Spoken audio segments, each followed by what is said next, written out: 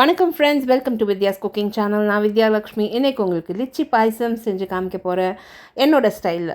நான் வந்து லிச்சீஸ் ரொம்ப ஃப்ரெஷ்ஷாக இங்கே வந்து கிடச்சிது ஓஎம்ஆரில். நான் வந்து இங்கே ஃப்ரெஷ்ஷாக கிடச்ச தொட்டு வாங்கி அதை நல்லா வாஷ் பண்ணி லிச்சீஸை இப்போ நல்லா தொடச்சி ஆற வச்சு எடுத்து வச்சுருக்கேன்.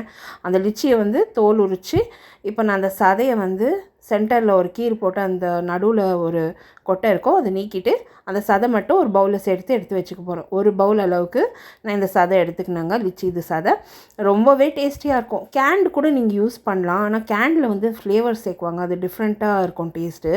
இப்போ இந்த அரை பவுல் அளவுக்கு அந்த லிச்சியை வந்து ஒரு மிக்சர் ஜாரில் சேர்த்து கொஞ்சமாக தண்ணி விட்டு நல்லா வழுவழுப்பாக அரைச்சி எடுத்துக்கினேன். ஒரு சின்ன பால் கிண்ணம் வந்து அடுப்பில் சிம்மில் வச்சுக்கினேன். அதில் 4 டேபிள் ஸ்பூன் அளவுக்கு சர்க்கரை சேர்த்துருக்கேன். 1.5 கிளாஸ் அளவுக்கு பால் சேர்த்துருக்கேன். நல்லா பால் வந்து கொதிக்க விட்டுட்டேன். ஒரு விஸ்க் வச்சு நல்லா கலரிட்டே இருந்தேன் அந்த சர்க்கரை கரையிறதுக்காக. இப்போ இதில் வந்து நம்ம கொஞ்சமாக சோள மாவு கரைச்சது ஒரு 2 ஸ்பூன் அளவு கரைச்சது சேர்த்து நல்லா கைவிடாமல் கலரி திக்கானதும் அடுப்புலேருந்து இறக்கி ஆற விட்டுடணும். இதுதான் பாயசத்துது பேஸ். நீங்கள் இதில் ஏலக்காய் தூள் சேர்த்துக்கலாம். லிச்சி இது ஃப்ளேவரே போதுமானது. பட் நம்ம வந்து ஏலக்காய் தூள் சேர்த்துக்கலாம், குங்குமப்பூ சேர்த்துக்கலாம், நம்ம விருப்பத்துக்கு தகுந்த மாதிரி தான். வனிலா எசன்ஸ் கூட சேர்த்துக்கலாம். இப்போ வந்து அரைச்சி வச்சுருக்க லிச்சி கொஞ்சம் ஆறுனதும் இந்த பாயசத்தில் சேர்த்துருக்கேன்.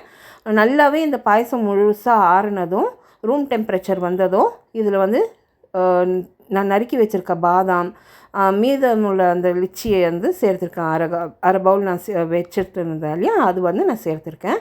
இப்போ இது நல்லா ஃப்ரிட்ஜில் வச்சு சில் பண்ணி நான் சர்வ் பண்ணிட்டேங்க. நான் பண்ண ஒரே மிஸ்டேக் என்னென்னா, கொஞ்சம் திக்காக இருக்குது, கொஞ்சம் பால் விட்டு கலக்கலான்னு சொல்லி நீர்த்துக்குச்சு, அவ்வளோதான். பட் அதர்வைஸ் ரொம்ப சூப்பராக இருந்தது.